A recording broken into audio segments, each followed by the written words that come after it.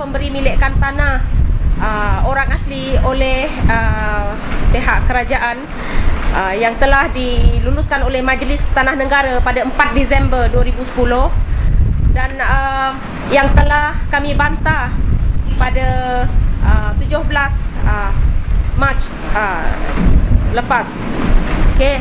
Kerana selepas bantahan tersebut, dalam lebih kurang dalam masa 5 hari, pihak kerajaan melalui agensinya JSOA, Jabatan Hal Ehwal Orang Asli, telah menjemput beberapa perwakilan orang asli untuk menghadiri bengkel kaji semula dasar tersebut.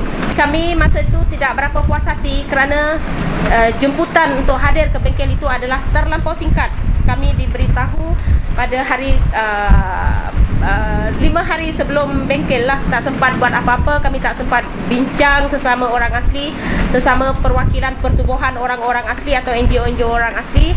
Dan kami actually refuse lah untuk tidak hadir. Tapi akhirnya kami akur jugalah. Kami rasa tidak baik untuk menolak. So kami hadir juga ke bengkel kajian tersebut.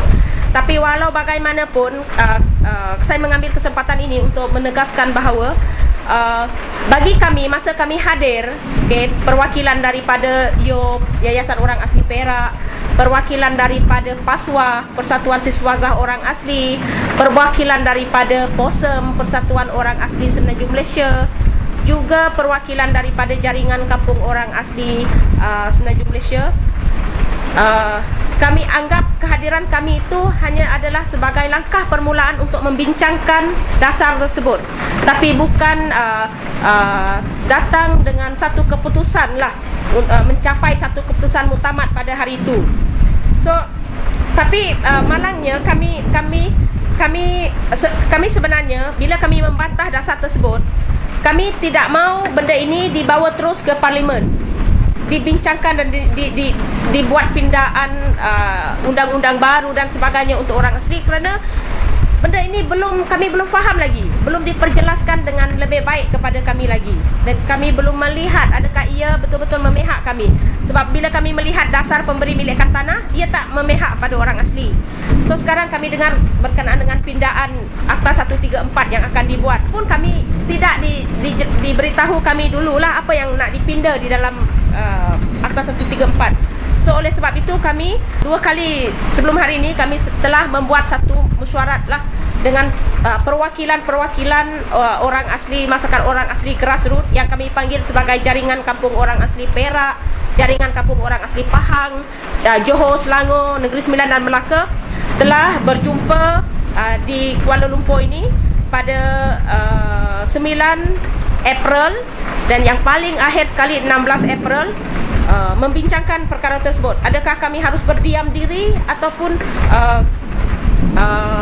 tampil ke hadapan untuk memberitahu pihak kerajaan sekali lagi bahawa kami masih membantah dan tidak boleh benda ini dibawa ke Parlimen terlebih dahulu. Sebab kalau mereka membawa perkara ini ke Parlimen, maksudnya ia akan menjadi sebuah undang-undang, kan? Dan ini kami amat takutlah, sebab kami tidak tahu adakah ianya memihak kepada kami atau tidak. Benda itu pihak kerajaan belum menceritakannya kepada kami lagi. Apa yang mereka sudah pinda di dalam, apa yang mereka tukar, apa yang baik, apa yang buruk lah. So kami, oleh sebab itu hari ini hasil dari pertemuan kami pada 9 dan 16 Mei ini, kami seramai 6 orang termasuk kami punya peguam yang hanya kami panggil untuk menemani kami lah. Kami tidak tahu apa yang terjadi. Sebenarnya baiklah, tak ada apa-apa terjadi, tapi kami just standby bawa dia, menghantar surat ini kepada KKLW, juga kepada KSU dan juga kepada pejabat Perdana Menteri lah. Dan saya tidak sempat untuk pergi ke JSOA dan saya telah mengarahkan kami punya peguam untuk mewakili kami menghantar surat ini juga kepada JSOA untuk menegaskan pada mereka lah yang 3 perkara ini kami memang bantah. Dasar pemberi milikkan tanah, untuk orang asli yang telah dirasmikan oleh Timbalan Perdana Menteri dan telah diluluskan oleh Majlis Tanah Negara pada 4 Disember, kami masih bantah sekeras-kerasnya. Dan kedua, bagi kami bengkel kaji semula dasar tanah pada 6 April di Infra Kajang, kami anggap tidak ada apa hasil atau persetujuan yang dicapai. Itu kami punya penegasan. Dan yang ketiga, kami tidak membenarkan pihak kerajaan. Kalau betul-betul lah kerajaan ini dia prihatin dengan orang asli, sebuah kerajaan yang sangat berprihatin, kerajaan tidak akan pihak KKLW atau Jabatan Hal Ehwal Orang Asli tidak akan membawa dasar ini ataupun sebarang cadangan pindaan Akta 134 secara keseluruhannya tidak dibawa terlebih dahulu ke dalam sidang Parlimen Jun ini. Harus dihentikan dulu, beri masa kedua-dua pihak untuk duduk dan bincang dengan baik, dengan detail, jelaskan kepada kami apa yang mereka nak pindah di dalam, apa yang mereka cadangkan, supaya kami boleh menilai adakah ianya baik untuk orang asli, baik untuk kerajaan, baik untuk negara dan baik untuk perlembagaan yang kita ada. Kalau jika tidak, nanti tidak baiklah untuk kedua-dua pihak. Sebab saya rasa apa yang kita cuba buat sekarang ialah kita mencari satu penyelesaian yang baik untuk semua orang, tapi bukan hanya untuk kerajaan juga, tapi terutamanya untuk orang asli lah, supaya apa yang sedang dihadapi orang asli ini bukan bertambah buruk tapi bertambah baik. Yang kami takut sekarang, tindakan yang diambil mungkin akan memudaratkan orang asli. Sebab kenapa saya menegaskan macam ini, telah terbukti walaupun pihak kerajaan mewar-warkan bahawa pencapaian orang asli hari ini adalah hasil daripada kerja keras, budi bicara, keprihatinan pihak kerajaan, tapi saya ingin menegaskan bahawa pencapaian orang asli hari ini betul sukunya adalah hasil dari dorongan dan bantuan kerajaan, tapi selebihnya adalah atas perjuangan orang asli sendiri. Dan yang ketiga itu adalah kemahuan orang asli, atas kemahuan orang asli. Dan tapi banyak kegagalan yang kita lihat dari segi perancangan pembangunan, terutamanya RPS dan sebagainya. Kerana orang-orang asli yang duduk di RPS yang kami buat perbandingan bahawa orang asli yang duduk di RPS, kehidupan mereka lebih melarat daripada orang asli yang tidak duduk di RPS. Macam kami tidak lahir di dalam RPS, kami lebih berjaya, boleh mencapai begini.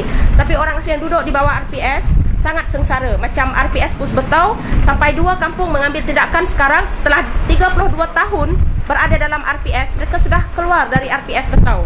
Sebab 32 tahun, 18 kampung ditempatkan dalam satu tempat, apa mereka boleh buat? Itu ladang getah pun bukan bawah mereka. Feltra panggil pendatang asing untuk toreh. Orang kampung hanya duduk diam dari pagi tunggu malam, malam tunggu pagi. Dan setahun sekali dividen 1000 lebih. Dan itu bukan satu kemajuan kan.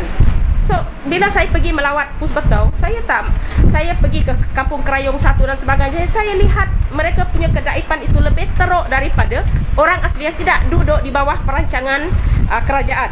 Yang bebas macam kami lebih berjaya, hidup kami lebih, walaupun kemudahan asas tidak ada di kampung, tidak ada air yang bersih, tidak cukup air minum dan sebagainya, tapi kami punya kehidupan itu lebih berjaya, lebih maju, boleh mencapai tahap macam ini daripada orang-orang asli yang duduk di dalam RPS.